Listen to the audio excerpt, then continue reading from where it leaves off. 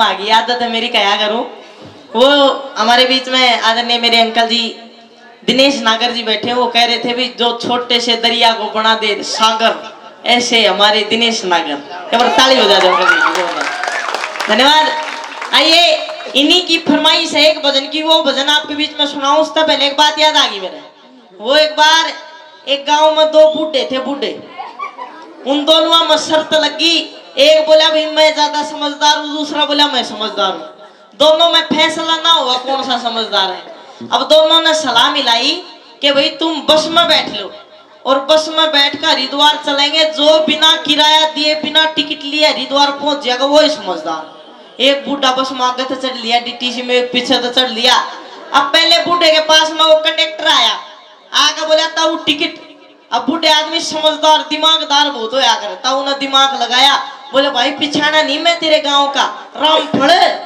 अब वो कंडक्टर बोला तू बावली बूझ मत बनाओ, टिकट दिखा। अब ताऊ ने सोची और टेक्निक काम नहीं करी और दिमाग घुमाया। कंडक्टर तो बोला भाई एक बात बता, जिस बस में तेरी बहन बैठ जाए उस पर टिकट ले होगा तू। कंडक्टर बोला ना तो अगर बेबे बहन बैठ गई उसे तो मान सम्मान के 11 रुपए भी दूंगा, चाय भी पियाऊंगा, केले भी दुआऊंगा, टिकट की भी टाल कर दूंगा। ताऊ बोला भाई एक काम कर, तू तेरे 11 रुपया की भी टाल कर, फल फ्रूट केला की भी टाल कर, चाय की भी टाल कर, टिकट छोड़ दे। नू सोच लिया बस में तेरी बहन बैठ गई थी। अब कंडक्टर ने सोचिए इतनी उम्र का बुढ़ा तेरी बेबे तेरी बहन बन गया, के टिकट लेगा। आगे गया वो दूसरा जो कोई बैठा था वो दिशा, बोले हाँ ताऊ तू देगा टिकट, तू काट। ताऊ बोले भाई टिकट मैं भी नहीं लूंगा। बोले तू क्यों नहीं ले? तने उस अगले बुढ़े की नहीं ली। वो कंडक्टर बोला कि वो अगला बुढ़ा जो है वो मेरी बहन बन गया, मैंने नू नहीं ली। वो ताऊ बोला भाई फिर लूंगा मैं भी नहीं। बोल तू क्यों नहीं लेगा? ये सोच लिया बस मैं तेरी बहन की गैल तेरा जीजा भी बैठ गया हो जाएगा रे चुटकुले, कोई नू नींद की किताब है बन जाए आपसी जिंदगी में। वो एक बार एक भाई था, उसकी माँ मर गई। अब उसने पंडित जी बुलाया ने, पंडित जी मेरी माँ का वो हवन हवन पूजा पाठ श्राद्ध बोला करे, क्या बोला करे?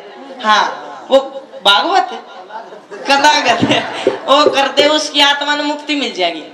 अब पंडित जी हवन करवाओ, मंत्र बोलो ओम नमः स्वाहा। और वो बगल के पास में के एक काली सी कुतिया थी गांव में, वो निकल गई ऐसा कुकू कुकू करती।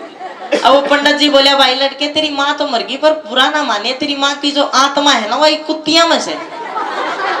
अब उस छोरे ने वह कुतिया पकड़ी, पकड़ कर घर ला जाकर घर चौबारे में बैठा दी।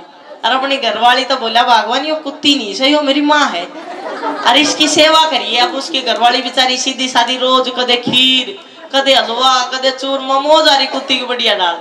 अब एक दिन ईशा सिस्टम बैठा, वो डोलता डोलता एक घूमता घूमता एक कुत्ता पहुंच गया कुत्ती के चौबारे में। अब उसकी घरवाली ने थाली में रोटी जचा के खाना डाल के ऊपर गई, वो कुत्ता दिख गया उसे।